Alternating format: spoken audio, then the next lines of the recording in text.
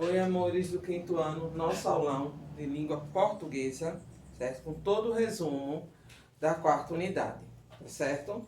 Vocês vão receber, né, com a nossa pastinha, tudo seguindo aqui, ó, tudinho, certinho. Então vamos lá, o primeiro.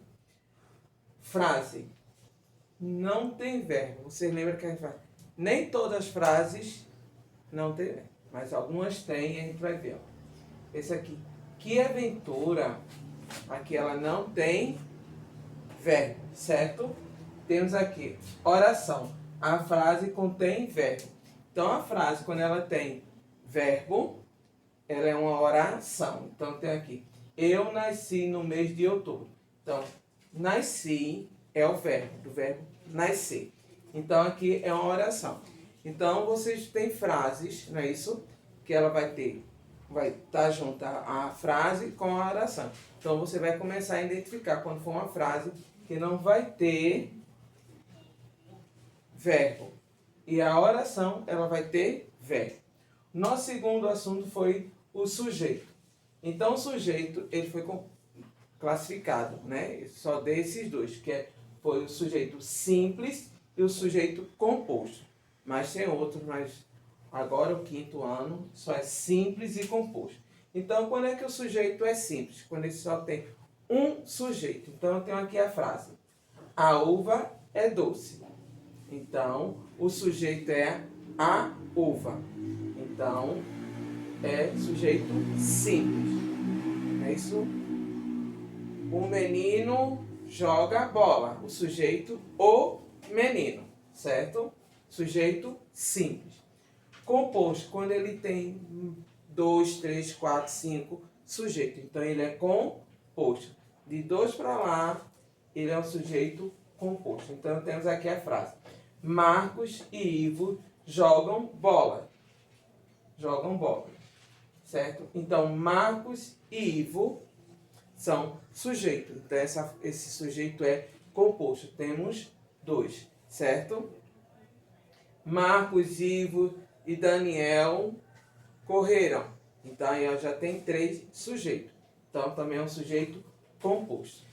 E também faz parte o predicado. É o que o sujeito está praticando. Então, a uva é doce. Que é um predicado? É doce. Então, é doce, é predicado. Aqui, predicado dessa oração. Marcos e Ivo jogam bolas. Jogam bolas é predicado, certo? Então, a uva é doce. É doce é predicado, certo? Então, predicado é o que o sujeito está praticando. É o predicado. Então, temos aí. O outro é encontro vocálico. Encontro vocálico é encontro de 2 ou mais vogais juntas. Então, quais são as classificações do encontro vocálico? Temos aqui ditongo. Ditongo, as vogais ficam juntas. Quando a gente vai separar, elas ficam juntas, certo? Aqui o exemplo: manteiga. Manteiga. A gente já não escuta porque tem uma vogal e uma semivogal. Vocês vejam na anotação que tia fez e estava explicando isso aqui. Quando é vogal e quando é semivogal. Quando é vogal, né, isso a gente escuta. Semivogal a gente não escuta. Então aqui, ó, manteiga. A gente não está escutando o i. Então, o i é uma semivogal. Então, ficam juntas. Então, ditongo não se separa. Tritongo são 3 vogais juntas e elas não se separam. Aqui eu tenho um exemplo: iguais. Aqui o u, o a e o i. Tudo junto, não se separaram. E o outro é o hiato. Hiato são encontros de 2 vogais mais pronunciadas separadamente, certo? Então aqui o nome lu-a. Eu estou escutando o som das 2 vogais, do u e do a. Então quando eu escuto o som das 2 vogais, é hiato. Então estou separado. Conjunção, outro assuntozinho. É a palavra que conecta 2 termos em uma oração. Então essa conjunção é uma palavrinha que ela vai unir as orações, certo? Ah, é um verbo que... Não. Certo? São palavrinhas que vocês têm no livro, vocês vão lá e vão estudar, certo? Né? Aprender e colocar para saber quais são as junções. Aí eu tenho aqui uma frase. Nós sairemos quando você voltar. Então, a conjunção é quando. Então, aqui, ó. Nós sairemos. Se eu tirar isso aqui, você volta. Quando sairemos, você volta. Olha só. Aí já mudou totalmente a oração, não é isso? Que aqui, sairemos é um verbo, ok? Nós sairemos. Já tem aí uma oração. Quando você voltar. Aí, ó, se eu tirar isso aqui, fica totalmente diferente. Tá vendo? Esse quando ele está o quê? Conectando o resto da oração. Certo? Então, vai no livro e vão procurar. Temos aqui agora o encontro consonantal. O encontro consonantais são encontros de duas consoantes, sendo que ela é classificada em separáveis e inseparáveis, certo?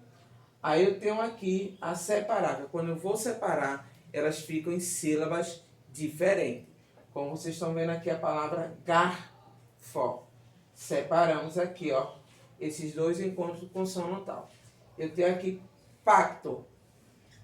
Aqui, ó, as azuisinhas são os encontros consonantais e elas estão em sílabas separadas. Agora, inseparáveis, certo? Temos aqui, ó, plantar. Aqui, ó, ficou junto, tá vendo? O P e o L ficaram juntos. Eles não separaram. Agora, palavra, o VR ficou junto. Não são separados, são juntos, ó, são inseparáveis, ficam juntos. BR, CL, DR, VR, GR são encontros consonantais. Dígrafos também são encontros de consoantes, mas bem diferentes do encontro consonantal, que a gente tem uns especificamente. Também é classificado em separável e inseparável. Então, as separáveis são carro, que são com dois R's. Um R fica numa sílaba e o outro na outra sílaba. Aí, com SS, também, né, missa, os dois S se separam, então é dígrafo. Temos aqui D, O, S, C, cedilha, são separados, são dígrafo, mas em sílabas separadas. Agora, os inseparáveis, que tem aqui a palavra palha, o LH, NH, CH, são dígrafos inseparáveis, eles ficam na mesma sílaba. Eu não separo nem o L nem o H, eles vão ficar juntinhos. Chuva, ficou junto o CH. Então é dígrafo. Então dígrafo também é separável e inseparável, certo? A concordância verbal. Vocês sabem que a concordância verbal é o núcleo do sujeito, não é isso? É só o sujeito. Só o sujeito. Ele não vem acompanhado com o artigo, certo? Então tem uma frase aqui. O carro é novo. Então, carro é a concordância verbal, certo? Ele é o núcleo do sujeito, porque ele quer uma concordância com novo, com o é verbo, certo? O carro é novo.